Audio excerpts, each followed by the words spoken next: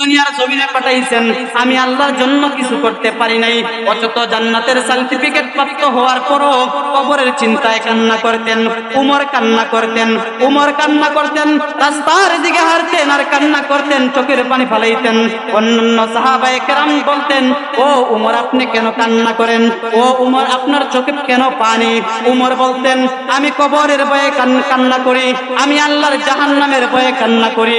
দেখুন, ওরা জান্নাতের সার্টিফিকেট প্রাপ্ত হওয়ার পরও কবরের ভয়ে কান্না করতেন। আজকে আমাদের দিলের ভিতরে আসে না, জাহান্নামের চিন্তা আমাদের দিলের ভিতরে আসে না। ও দুনিয়ার ইমানদার মুসলমান আল্লাহর গোলাম, ও যুবক বোনেরা, ও আমার আম্মা জানেরা, একটু চিন্তা করে দেখো যে এই দুনিয়ার জমিনে তোমার মা বাবারা তোমাকে যখন বিবাহ দিবে, তোমার এক দুইজন তোমার ভাই বোন তোমার সঙ্গে দিয়া দেয়, তোমার ভাই তোমার সঙ্গে দিয়া দেয়, তোমার বোন সঙ্গে দিয়া দেয়। বাপ চাচারা চিন্তা করে দেখে, আমার মেয়েটা নতুন ঘরের মধ্যে যাবে, নতুন স্বামীর ঘরে যাবে, নতুন অবস্থায় একটি বয়ের মধ্যে থাকবে, নতুন অবস্থায় কাউকে চিনবে না, তার স্বামীকেও পরিপূর্ণভাবে চিনবে না, তার শাশুড় শাশুড়িকেও পরিপূর্ণভাবে চিনবে না। পরিপূর্ণভাবে চিনার না কারণে একজন অথবা দুইজন তোমার সঙ্গে তোমার শ্বশুর বাড়ি দিয়ে দেয়। ও মা, কত রঙের বেরঙের খাবার, নতুন পোশাক পরিধান করিয়া তোমার মা বাবা তোমার চাচারা তোমাকে স্বামীর বাড়িতে দিয়ে দেয়। ও মা বোনেরা, একটু চিন্তা করে দেখো, যে স্বামীর ঘরের মধ্যে তুমি রঙের বেরঙের পোশাক পরিয়া, নানান বেরঙের খাবার খাইয়া, বিভিন্ন ধরনের আইটেম খাবার ফালাইয়া, তুমি সাদা কাপড় পরিধান করিয়া ওই ঘর থেকে তোমার বাহির করতে হবে। ও মা, তাহলে কেন দুনিয়ার চিন্তা? তাহলে কেন স্বামীর মহাব্বতে পড়িয়া আল্লাহকে ভুলিয়া গেলা, কবরকে ভুলিয়া গেলা?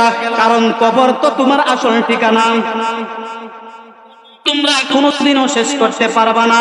কারণ তোমরা যদি আমার ভয় তোমাদের দিলের ভিতরে ঢুকাও, শয়তান তোমাদেরকে ওয়াসওয়াসা দিতে পারবে না, তোমরা গুনাহের কাজ করতে পারবা না। আমার ভয় তোমাদের দিলের ভিতরে থাকার কারণে তোমরা শয়তানের ওয়াসওয়াসার মধ্যে পড়তে পারবা না, শয়তান তোমাদেরকে ক্রাশ করতে পারবা না। আমার ভয় যদি তোমাদের দিলের ভিতরে থাকে, আমার ভয় যদি তোমার অন্তরের ভিতরে থাকে, তাহলে শয়তান তোমাকে ক্রাশ করতে পারবা না। দুনিয়ার মহব্বত তোমার দিলের ভিতরে ঢুকবে না।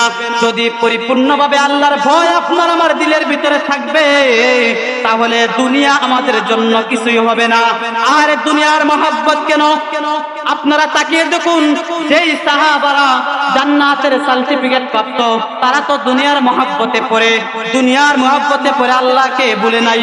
তারা জান্নাতের সার্টিফিকেট প্রাপ্ত হওয়ার পরও তারা কবরের জন্য কান্না করতেন, জাহান্নামের ভয়ে কান্না করতেন, আল্লাহর ভয়ে কান্না করতেন। আজকে আপনার আমার দিলের ভিতরে আল্লাহর ভয় নাই, আমার আম্মা জানের ভিতরেও আল্লাহর ভয় নাই। আল্লাহর ভয় দিলের ভিতরে না থাকার কারণে, দুনিয়ার মহব্বত দিলের ভিতরে থাকার কারণে, আজকে ভয় দিলের ভিতরে থাকতো, তাহলে শয়তান আমাদেরকে কখনো আল্লাহর ভয় থেকে মুক্তি, জান্নাতে থাকতে হলে সর্বপ্রথম কাজ হলো আল্লাহর ভয় দিলের ভিতরে ঢুকাইতে হবে।